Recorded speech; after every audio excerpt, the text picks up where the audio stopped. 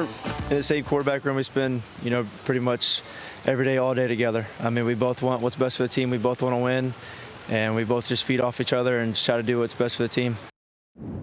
Okay, they're in the same room together, but are they talking?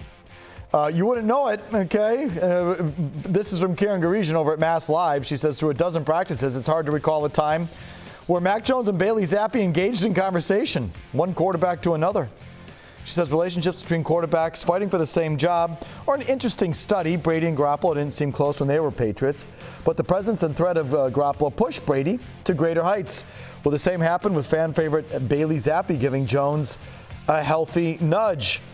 Let's roll. It's presented by Town Fair Tire. Talked about this a lot today on the radio based on Karen's story and something we heard from Bedard on the radio yesterday as well, that you don't see these guys really interacting a lot at all on the field, Greg, and you even think it's kind of icy.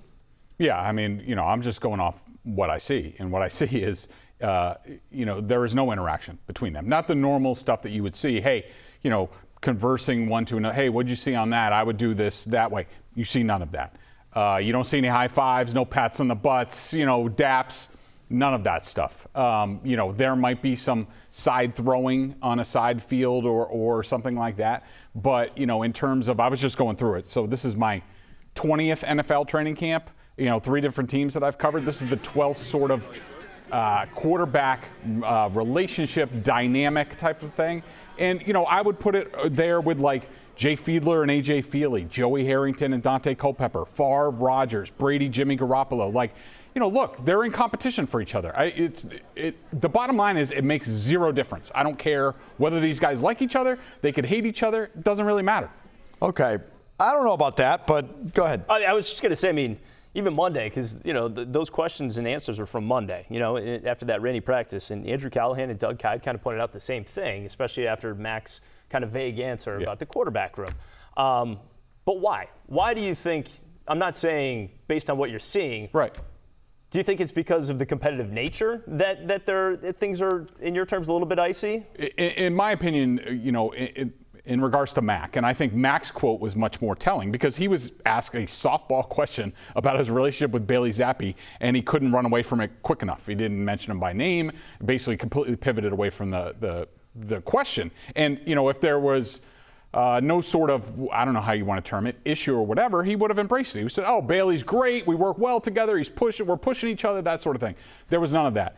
In terms of Mac Jones, I think this is more along the lines of how Mac says he's running his own race, where he came out and stated that at the beginning of training camp. He's hoping everybody follows. I think he is not concerning himself with Bailey Zappe or what everybody else is doing. He is worried about himself, his offense, his guys, and he doesn't really care what Bailey Zappe does. Okay, so it could be good. Of course it could be good that he's hyper-competitive and get out of my face, kid. This is my job. I'm not even looking at you. I'm not even going to acknowledge you. And it's fueling him, and he's taking that really hard-line competitive attitude. That'd be good, of course. Could also be the other hand, the other side of the coin is entitled, bratty, a little dysfunctional. Mac wasn't talking to Bill Belichick for a time. It's like you want your quarterback talking to your coach. And when the two guys come off the field, there's got to be some level of functionality. So that's sort of the other side of the coin. I don't know which one it is. I'm going to assume it's on the good side. It's competitiveness, and Mac Jones is going to make Mac Jones better, and this is Mac Jones' competitive side coming out. I think that's probably what it is, but we just don't know. We don't know what Mac Jones is. He showed plenty of brattiness and entitlement last year, where I think it's fair to ask, is this really good? Is this Mac Jones showing good leadership and competitiveness or bad? I think it's just fair to ask and have the question. No, absolutely. I think so, but I think it is good competition. And again, you don't want to compare him to Tom Brady because obviously there's no other Tom Brady. But the fact that even Tom Brady felt threatened by Jimmy Garoppolo, he always played with that edge. So if Mac Jones has some of that edge, that's a good thing. Listen, that's something that you need. Let me tell you, if Brett Favre was an asshole to Aaron Rodgers, well, and he was. I can tell you now, that's just because Brett Favre is an asshole. It wasn't because he was a winner or a hyper competitor. He was a fraud. Okay, Brett Favre shut out Aaron Rodgers. Well, that to me shows Brett Favre's true. It didn't make him any better. It just made him a jerk. So, let's see it play out. And I think it's a fair topic. How about that? Here's more from Karen. She does as well. She says Tuesday's Patriots practice was par for the course. Jones and Zappe took the field at different times. In this case, 5 minutes apart. They warmed up on the same portion of the field in close proximity and yet remained distant.